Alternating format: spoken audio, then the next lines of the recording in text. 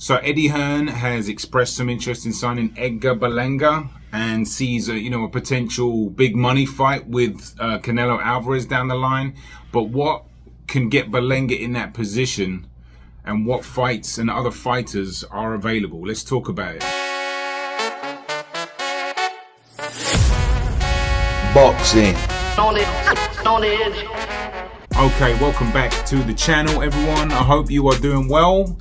So yeah, Eddie Hearn has expressed some interest in possibly signing EDGAR Berlanga. There's a lot of companies that have Golden Boy, PBC apparently are sort of interested, and I understand it. He does have some markability and he still has a name in New York City, especially with the Puerto Rican fan base here. I live in New York, so I'm very familiar with this area.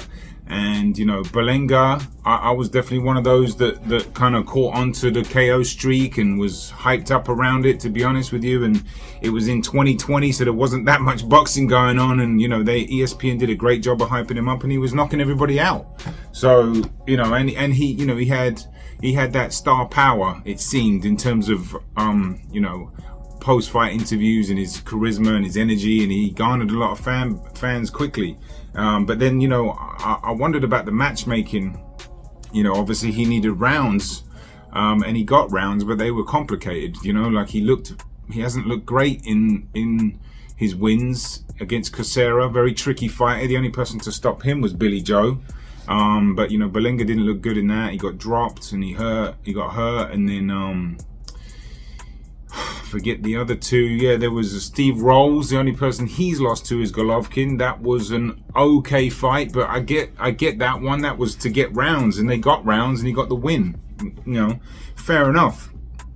It's the next fight against Angulo, where you could say if Balenga actually put a decent performance in, which look, he won that fight, and then he did the Dracula scene at the end.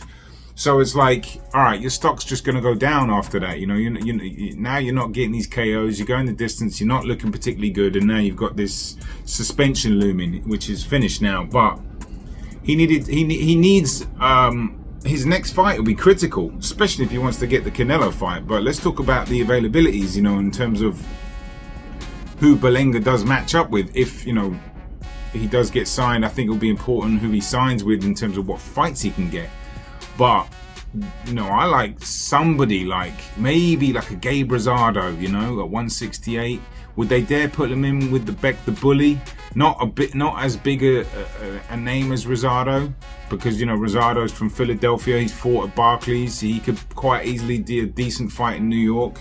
There's those two that spring to mind. There is Jaime Munguia if he moved up to 168, but these are dangerous fights now.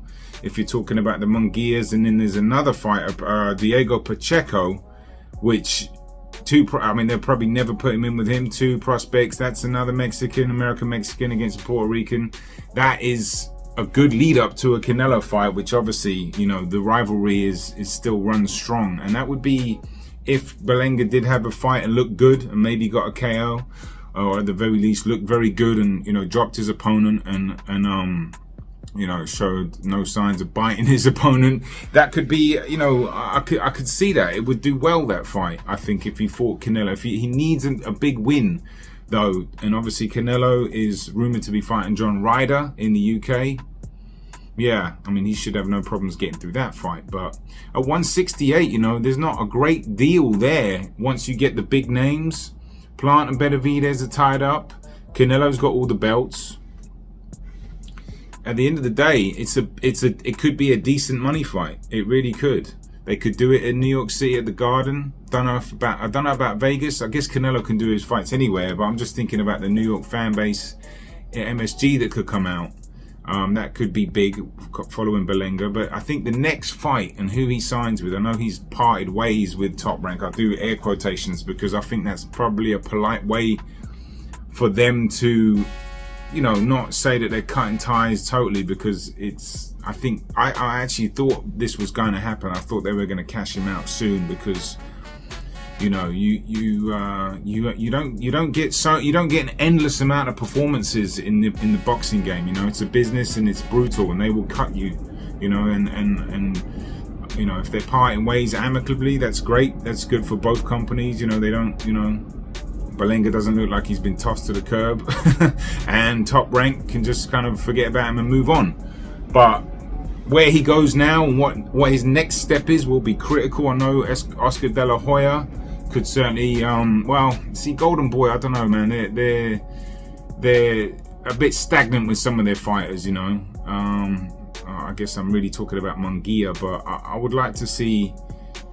I would like to see Balenga actually at Matchroom. I think, you know, Hearn needs a bit of a life injection, you know. But then again, would you put your trust in someone that, you know, hasn't quite performed, and not only that, is capable of biting somebody to like really have to deal with a PR mess? But nonetheless, it's a business. It's a money situation. Balenga does bring that. He's still got a good fan base. Although fight by fight, I can feel it being lost a little bit, you know, bit by bit. People, Puerto Rican fans, they are passionate fans. I live in New York. I've been to so many fights at Madison Square Garden, Barclays.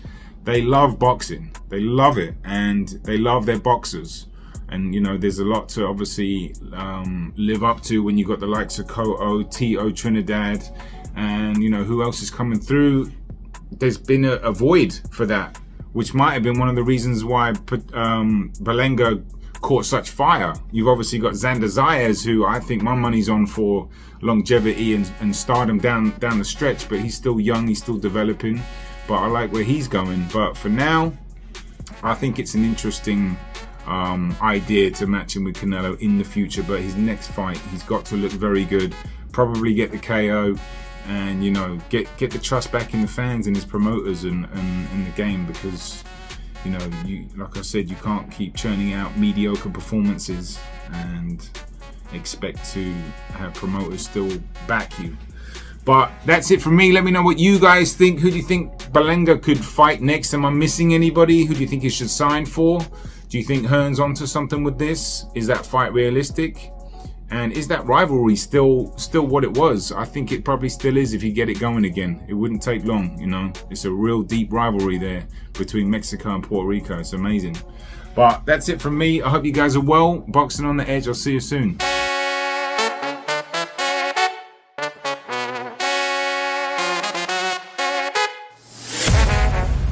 Boxing on the edge.